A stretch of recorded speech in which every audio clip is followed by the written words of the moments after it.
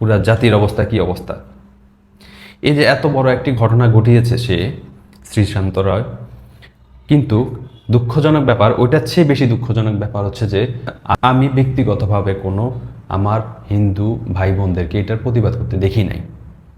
কিন্তু এই জায়গায় যদি আজকে কোনো তাদের ধর্মাবলম্বীর কেউ, আল্লাহ না করুক, ধর্ষণের শিকার হতো বা এই ধরনের যৌন হেনস্থার শিকার হতো, তাহলে সেটা আজকে পুরো বাংলাদেশে, শুধু যে তারা এমন না, সবাই মুসলিমরা এটার প্রতিবাদ করতো।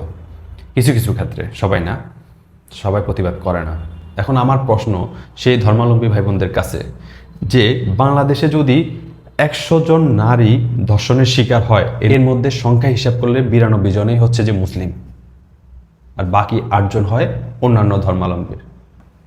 কিন্তু আপনার যখন একজন ধর্ষণের শিকার হয়, একজনও কাম্য না, তখন আপনি প্রতিবাদ করেন, এমনভাবে প্রতিবাদ করেন সবগুলো আপনারে হয়েছে।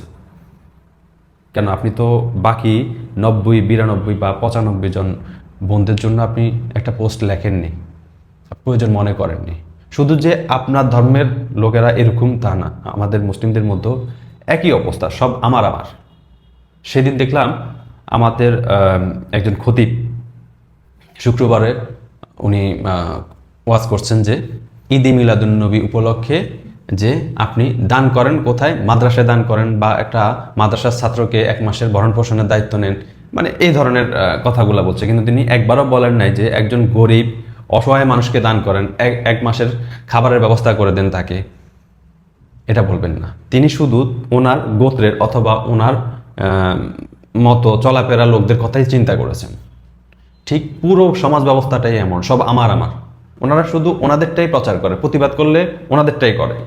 আপনি আপনি পুরো জাতিটাকে পুরো বাংলাদেশি হিসেবে দেখতে পারেন, মানুষ হিসেবে দেখতে পারেন, প্রতিটি মানুষের কষ্টের জন্য আপনি লিখতে পারেন, আপনার সামর্থ্য অনুযায়ী প্রতিবাদ করতে পারেন। না, করবেন না, আপনি শুধু আপনারটাই দেখবেন।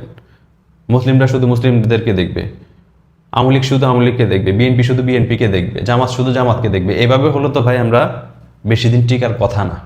তবু আল্লাহর রহমত আছে, এই কারণে টিকতেছি। না হলে আমাদের এখানে যত ভাগ, যা বলার বাহিরে।